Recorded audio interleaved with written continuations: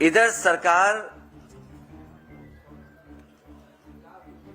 अपना जो कुंभ का आयोजन था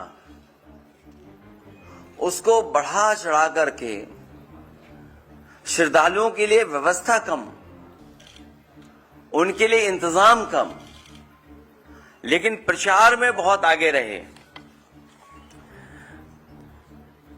और प्रयागराज के महाकुंभ के दौरान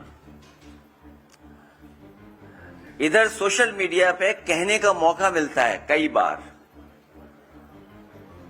तो जो कुछ लिखा पढ़ा था मैंने वो आप लोगों से उस प्लेटफॉर्म के माध्यम से मैं शेयर करता रहा। हर सुझाव को जो समय समय पर सुझाव दिया गया, जो हमारी तरफ से सुझाव आता था, उसको भारतीय जनता पार्टी आलोचना समझ रही थी। और हम लोग चेतावनी इसलिए दे रहे थे क्योंकि 2013 में सरकार बनने के बाद समाजवादी पार्टी को भी कुंभ कराने के मुझे अवसर मिला था।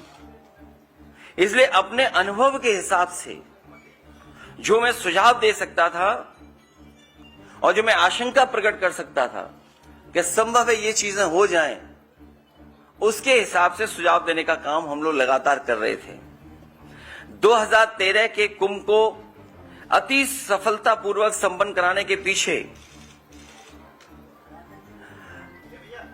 हमारी और सरकार में उस समय जो लोग थे उनकी पहले से तैयारी थी।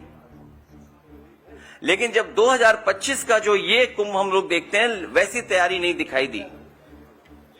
इसीलिए हम लोग तैयारियों को देखते हुए सरकार को चेता रहे थे, बता रहे थे, जानकारी दे रहे थे।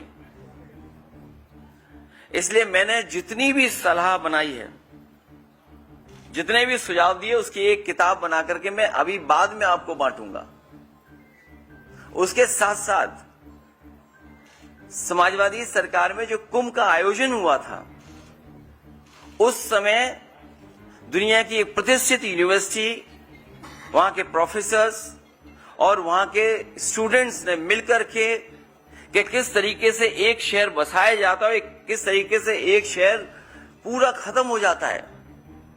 और दुनिया में ऐसा कन्वर्जेंस ऑफ रिवर कहीं नहीं होता है, जिसका पूरी की पूरी स्टडी एक किताब में डॉक्यूमेंटेड की थी। उस डॉक्यूमेंट स्टडी को उस समय सरकार में लखनऊ में भी हम लोगों ने पत्रकार सम्मेलन कर करके उनके बीच में पूरी की पूरी रिपोर्ट रखी थी। दिल्ली में भी जाकर के उस तरह का आयोजन हम लोगों ने किया था। हम जिसे सलाह के रूप में प्रस्तावित कर रहे थे, उसे भाजपाई अपने नकारात्मक नजरिए की वजह से अपनी बुराई समझ रहे थे। जितना कुछ हम लोग सुझाव दे रहे थे, भारतीय जनता पार्टी के अंदर इतनी नेगेटिविटी है कि उसको बुराई समझ रहे थे। भाजपा के अंदर अहंकार इतना है कि वो अच्छी नीयत से दी गई हिदायत को भी गलत ही मानते हैं। और जो आंकड़े बताए जा रहे थे, आंकड़े में तो एक बहुत बड़ी स्टडी हो सकती है कि जिस तरह के आंकड़े समय समय पर इनके मिनिस्टर्स, इनकी सरकार के संबंधित लोग बता रहे थे कि इतना पार्किंग स्पेस है, इतना होल्डिंग एरिया है, इतनी ट्रेन्स हैं, इतनी बसेस हैं, इतना हमने इंफ्रास्ट्रक्चर क्रिएट कर दिया है, इतनी सुविधाओं के लिए हम लोगों ने इंफ्रास्ट्रक्चर क्रिएट कर दिया है। किसी को भी स्वास्थ्य को लेकर के, किसी को भी किसी तरह के लेकर के कहीं नहीं होगा, कोई असुविधा नहीं होगी। और एक समय तो ऐसा आया जब इंटरव्यू में ये कहा कि हम लोगों ने, भारतीय जनता पार्टी के मुख्यमंत्री जी ने कहा कि हमने 100 करोड़ लोगों को, और 100 करोड़ अगर श्रद्धालु भी आएंगे उनका हम इंतजाम कर करके रखेंगे। भाजपा सच्चे आंकड़े छिपाने और झूठे आंकड़े फैलाने में माहिर है। उनसे बेहतर सच्चे आंकड़े कोई नहीं छिपा सकता। और मनगढ़ंत आंकड़ों का भी प्रचार उनसे अच्छा कोई नहीं कर सकता है। हालांकि एक समय पर तो किसी सरकार में एक प्रोपोगेंडा मिनिस्टर हुआ करते थे, लेकिन भारतीय जनता पार्टी के अंदर तो पूरा का पूरा सरकारी प्रोपोगेंडा है, पूरी सरकार प्रोपोगेंडा चल रही है।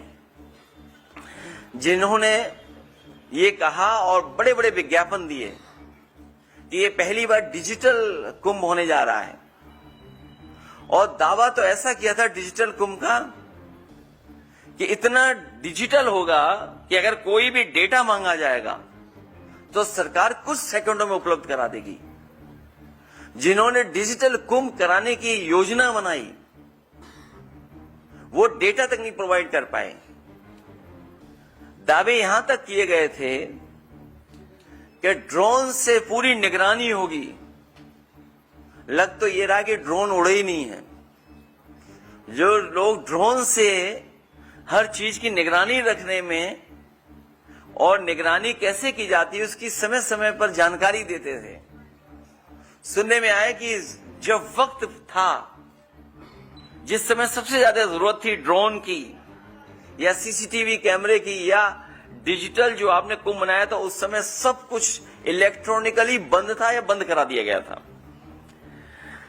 इन्होंने संगम नोज की भगदड़ में मारे गए लोगों की संख्या नहीं बताई। मृत्यु के कारण को बदलने पर परिजनों पर दबाव बनाया इन्होंने, बीजेपी के लोगों ने। शवों को ससम्मान अंतिम संस्कार के अधिकार से एक तरह से वंचित किया। गुम हुए लोगों में से हजारों का आज भी कोई अता पता नहीं है।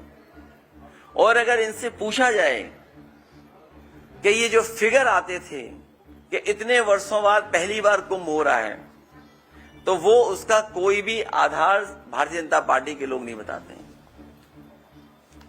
कितने वर्षों बाद होगा? और एक जगह तो सरकार ने दावा किया कि जो रोजगार है हम लोगों ने, उन्हें जो बच्चे हैं वो मोटरसाइकिल से उन्हें रोजगार दिया है। तो इसका मतलब यह है कि वो जो रोजगार दे दिया है वो अगला जब कुंभ होगा इसी तरह का तभी रोजगार मिलेगा, उसके बीच में रोजगार नहीं मिलेगा। और फिर पता नहीं सरकार ने कब प्राइवेट व्हीकल को कॉमर्शियल यूज के लिए किस नियमावली में अलाउ कर दिया। यह अलग बात है कि उनके अपने लोग भी कुछ पकड़ा पकड़ी में पकड़े, जेल भेजे गए। इसलिए मैं चाहूंगा कि जितने हम लोगों ने उस प्लेटफॉर्म पर सुझाव दिए थे, मैं चाहूंगा आप सबको वो एक एक कॉपी बांट दी जाए। उसके साथ साथ जो समाजवादी सरकार में हार्वर्ड से स्टडी होने के बाद जो वो डॉक्यूमेंटेड स्टडी थी, किताब बनी थी, वो भी बांटी जाए। हालांकि पत्रकार साथियों से मैं ये कहूंगा कि हमारी गलती है कि हमें उसी समय बांट देना चाहिए था जिस समय हम लोगों ने कराया था। तो कम से कम आप लोग कंपैरिजन स्टडी कर सकते थे, कंपैरिजन स्टडी हो जाती।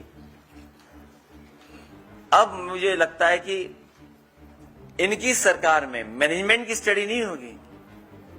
ये कभी कराएंगे तो मिस मैनेजमेंट की स्टडी हो इनकी सरकार की, कि किस तरीके से मिस मैनेजमेंट हुआ था एक कुंभ। अभी उस पहलू पे नहीं हम जा रहे कि बजट कितना है, उसमें क्या क्या आरोप लगे हैं या लगे थे पहले भी। मैं चाहूंगा वो किताब सब पत्रकार